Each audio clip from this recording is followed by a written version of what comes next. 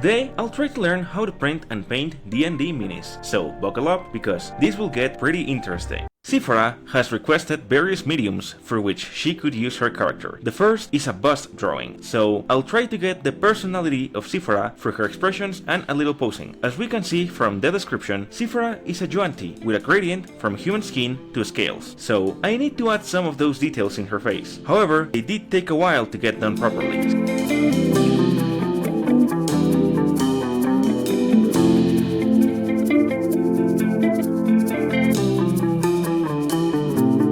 She's supposed to be more noble looking, I gave her this little tiara and also added the small copper mechanism underneath her neck. Her character sheet specifies she weighs about 500 kilograms, so yeah, that means a hidden copper skeleton with a lot of improvements.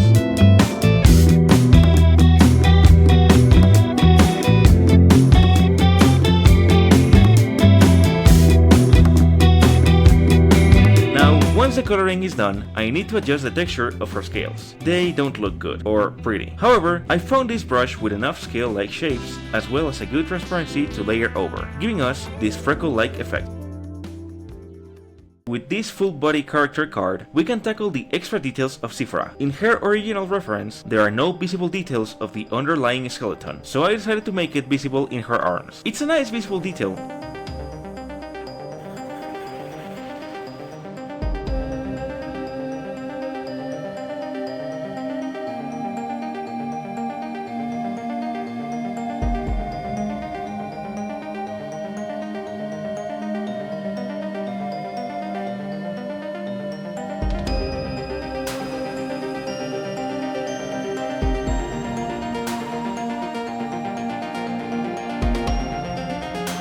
She is an archer, so I decided to pose her using her bow and try to make it a mix of a medieval bow with some engineering details. After all, Sephora is one of the greatest engineers of her time.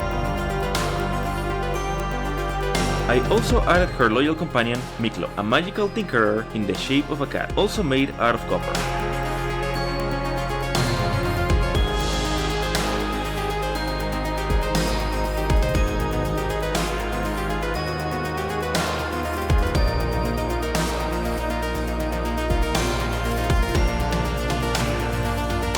While I know that she could have access to other metals, I like the idea of taking the copper color to make Miklo closer to an orange cat, kinda like Socks from Lightyear. At the same time, it wouldn't be so far out there to still use copper. Sephora's color scheme is a little brighter than you'd imagine, but I think it matches her personality better. She is also always accompanied by a close ally by the name of Azeroth, who is the complete opposite of Sephora.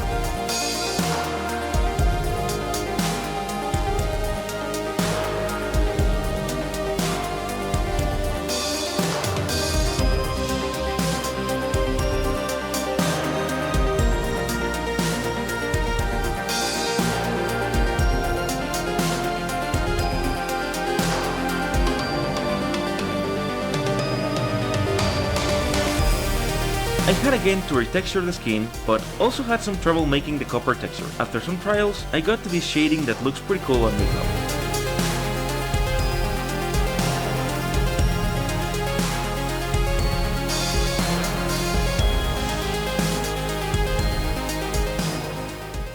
Now, after having done the 2D images, Sephora has requested me to make a 3D model she could use for an online campaign, and also have the capacity of printing it, so I'll try and get this done.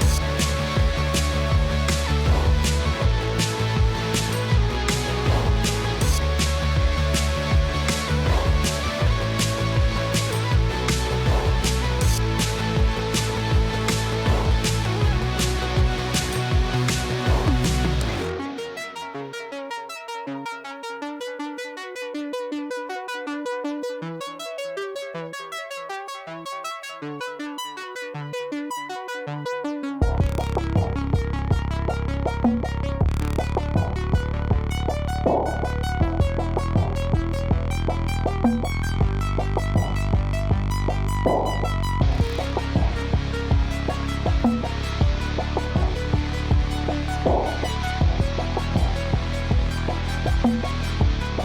lost part of the video, but I basically took a base model from a previous project and adapted her to look more like Sephora. I did this so I could give her different poses that could be used on different contexts, or even have various prints for different parts of her campaign.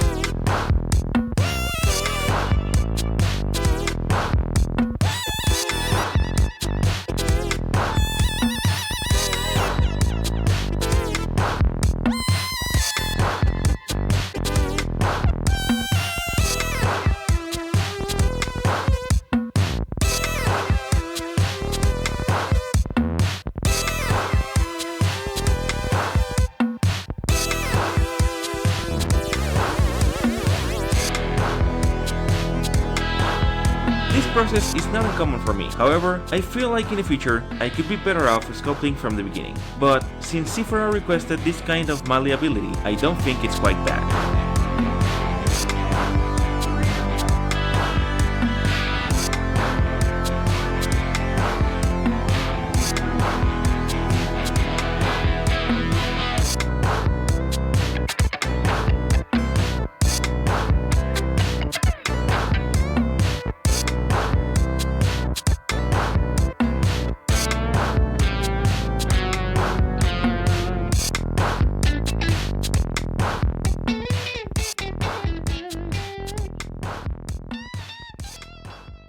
Now, Sephora needs to be textured so she can be used in online campaigns, so I'll begin doing the seam cuts to get Sephora ready to use. This is, in my opinion, the benefit of repurposing an already rigged model. Making the seam cuts in a sculpted model will be pretty hard, given that you may not be able to find clear paths between all of the vertices you may create. So yeah, good thinking, right?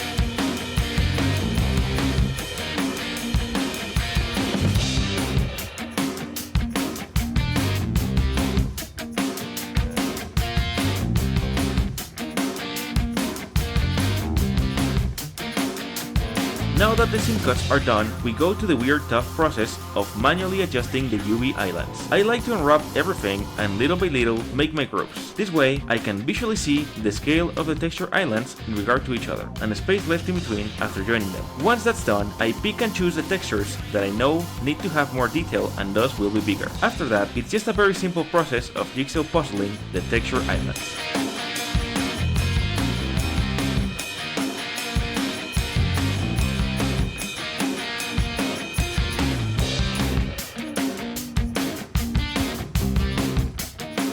And with that done, I can move on to paint the textures. Truth be told, I ran a little out of time and decided to do a simpler texturing for Sephora. After all, this was my first request for a D&D model, and I wanted to get some more time to try and handle the painting of the meat.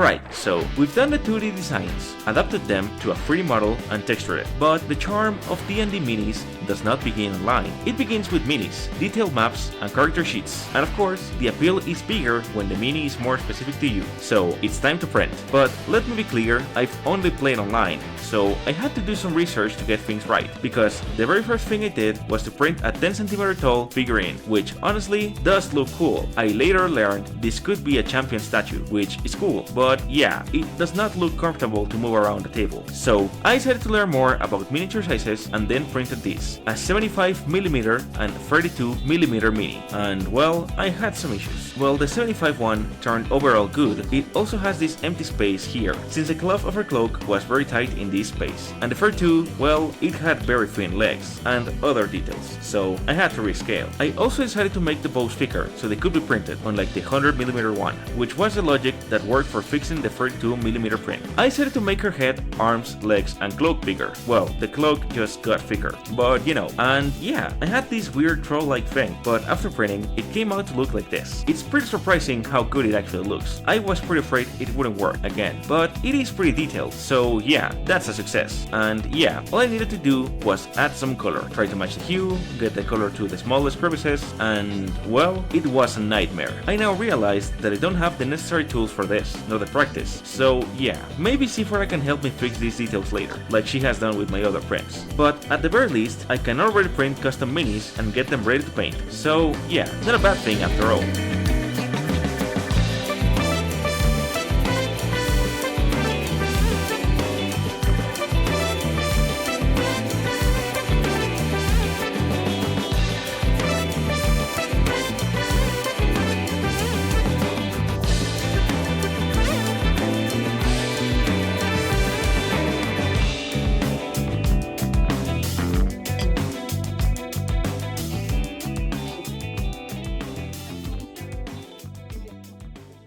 Let me know your thoughts in the comments. What should I research to get better at making and painting minis? What races would you be interested in seeing? Next chapter, I'll be making Azeroth, and maybe even Miklo, because let's be honest, Miklo is a must-have, so stay put. You know the drill, like, subscribe, and hit the bell so you don't miss more D&D printing projects. There are more coming on the way. Thank you so very much for watching until the end. This was a great project to make, so help me keep it moving. I'll be seeing you around, pals!